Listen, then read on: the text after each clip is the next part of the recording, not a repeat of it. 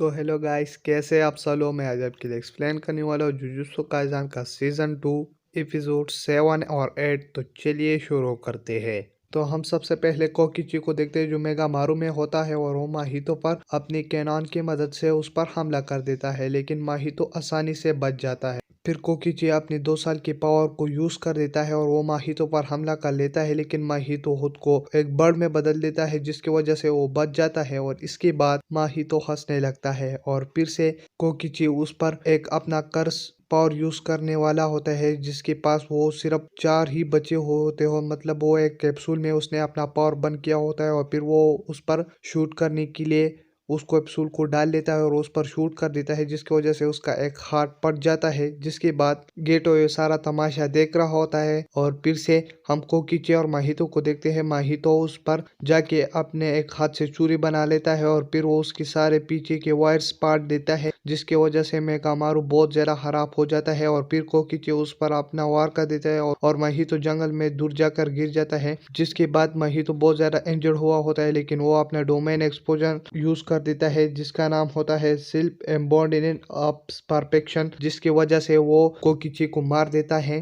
और फिर माहितो कहने लगता है कि मैं शिबुया के लिए खुद को रिकवर कर दूंगा क्योंकि उसके बीच में 10 दिन है। जिसके बाद कोकिची अभी तक मरा नहीं होता और उसके पास अभी भी 2 कैप्सूल होते हैं, जिसकी वजह से वो कर्स एनर्जी से उसके अंदर अपना उंगली घुसा देता है, जिसकी वजह से वो पट के मर जाता है। और कोकिची कहने लगता है ये मर गया और फिर वो गेटो के पास उस पर जैसे ही हमला करने वाला होता है उसके पीछे माहितो आके उसको छू लेता है और यहीं पर ये लड़ाई खत्म हो जाती है। और फिर हम मावी को देख रहे होते हैं जो मेगामारू के साथ बैठा होता है और कहता है कि मैं कोकिची से मिलने के लिए बहुत ज्यादा बेताब हो, लेकिन उसको क्या पता कि कोकिची तो मर चुका है। और इसके बाद हम माहितो और गेटो को देखते हैं। गेटो कह रहा होता है कि ये लड़ाई तो तुम्हारे लिए बहुत मुश्किल होगी, लेकिन माहितो कहता है कि ये बिल्कुल आसान पार्ट था और मैंने ये बहुत आसानी से किया। और फिर हम 10 दिन के बाद शिबुया पर देखते हैं जो हेलोवीन का दिन होता है और वहाँ पर बहुत ज्यादा भीड़ होता है। और फिर वहाँ पर कोई आके वेल बना लेता है जिसकी वजह से कोई आम इंसान अंदर तो जा सकता है लेकिन बाहर नहीं आ सकता, जिसकी वजह से लोग चिल्ला रहे हैं कि गोजो को लाओ, गोजो को लाओ। जिसके बाद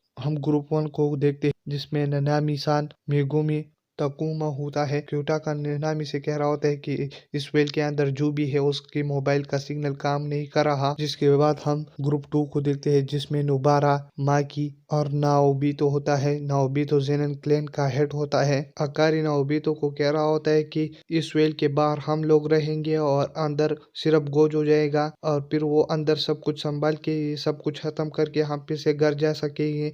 और फिर हम पांडा और अत्सोया को देखते हैं। अत्सोया कह रहा होता है कि मैं अंदर नहीं जाना चाहता क्योंकि अंदर नीचे फ्लोर्स में बहुत स्पेशल ग्रेड्स कर्सेस है और मैं उसे नहीं लड़ना चाहता। और फिर हम वेल के अंदर देखते हैं जहाँ पर लोग गोजो गोजो चिल्ला रहे हैं, लेकिन इन लोगों को क्या पता कि गोजो कौन है। और फिर जैसे ही 10:31 हो जाता है वहां पर गोजो आ जाता है। गोजो फिर एक जगह पर चला जाता है जहाँ पर बहुत सारे लोग होते हैं और वो कहता है कि यहाँ पर मेरे लिए किसी ने तो जाल बिछाया होगा, लेकिन वो फिर भी परेशान नहीं होता क्योंकि वो गोजो सातुरो है। जिसके बाद हम यूजी और मेमे को देखते हैं और हम मेमे के भाई को भी देखते हैं यूयुई को। मेमे कह रहा होता है कि हमें गोजो सातुरो की मदद के लिए जाना चाहिए। फिर मेमे को एक कॉल आता है कि एक और वेल बनाया है कर्स ने, जिसकी वजह से यूजी और मेमे को वहां पर जाना पड़ता है। जिसके बाद हम गोजो और उसके सामने जोगो, हनामी और चोसो को देखते हैं। जोगो गोजो को कह रहा होता है कि इस बार हम तुमको नहीं छोड़ेंगे, लेकिन गोजो कह रहा होता है कि तुम मेरे क्या बिगाड़ोगे। और इधर हम एक लड़की को देख रहे हैं जो मामा और यूजी को कह रहा होता है कि गोजो वेल के अंदर जाने के बाद वहां पर गोजो और कर्स के बीच में एक और वेल बन गया है। जिसके बाद मेमे कहती है कि हमें गोजो को बचाना चाहिए और फिर अपने फोन पर मैप दिखाती है यूजी को कि यहाँ पर कितने फ्लोर्स है। तो यहाँ पर 5 फ्लोर होते हैं, जिसके अंदर B4 पर ट्रांसफिगर लोग होते हैं जो आम लोगों को डरा कर B5 में पहुंचा रहे हैं। और मेमे के कौवे B2 पर जाकर मर गए, जिसकी वजह से मेमे कह रही है कि B2 पर ट्रांसफिगर इंसान होंगे। जिसकी वजह से यूजी समझ जाता है कि वहाँ पर माहितो भी होगा और मुझे उसे मारना है। जिसके बाद यूजी माहितो के पीछे चला जाता है और वो साइड से जैसे ही नीचे चला जाता है वहाँ पर एक टिड्डा कर्स होता है और वो एक इंसान को कर रहा होता है। यूजी बहुत गुस्सा होकर उसको एक लात मार देता है और एक पंच जिसके बाद वो टिड्डा कर्स कहने लगता है कि मैं क्या हूँ, तुम्हें क्या पता। जिसके बाद यूजी कहने लगता है कि तुम एक टिड्डा हो, जिसकी वजह से टिड्डा शॉक हो जाता है और फिर वो यूजी को हल्के में लेके उसके पास आकर उस पर हमला ही करने वाला होता है, लेकिन यूजी अपने पंचेस की मदद से उसको बहुत ज्यादा जख्मी कर देता है और उसको मार देता है बहुत ही आसानी से। और फिर से वो उस कर्स ऑब्जेक्ट को भी तोड़ देता है, जिसकी वजह से वेल हट जाता है।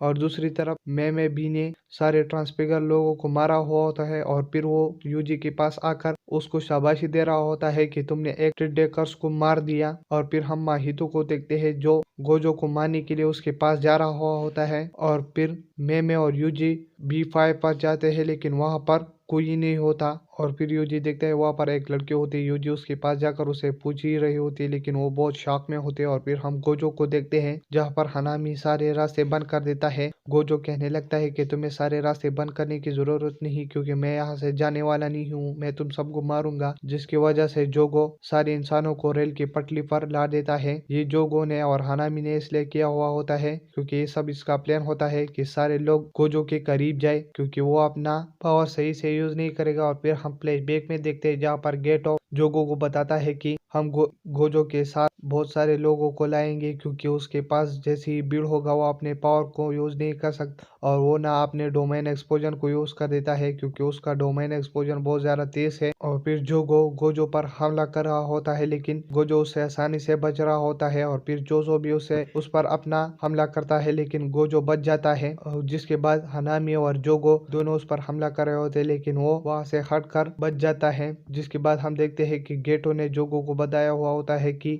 वो तुम सबको आसानी से मार देगा। इसकी वजह से तुम्हें अपना डोमेन एक्सपोजर नहीं यूज करना चाहिए, क्योंकि फिर गोजो ओवर पावर होके तुम सबको मार देगा। मैं ये सब इसलिए तुमको कह रहा हूँ क्योंकि तुम्हें कुछ टाइम निकालना है। और फिर गेटो नीलम प्रिजन लाकर गोजो को कैद कर लेगा। जिसके बाद गोजो जोगो से कह रहा होता है कि तुम्हारा बद्दू सा प्लान मेरा कुछ नहीं बिगाड़ सकता। और गोजो अपनी आंखों से पट्टी उतार देता है। और ये 2 एपिसोड यहीं पर खत्म हो जाते हैं। मैं अगला एपिसोड आपके लिए जल्दी लेकर आऊंगा। अगर आप मेरे चैनल पर नहीं हो तो मेरे चैनल को सब्सक्राइब करें। और वीडियो देखने के लिए थैंक्स।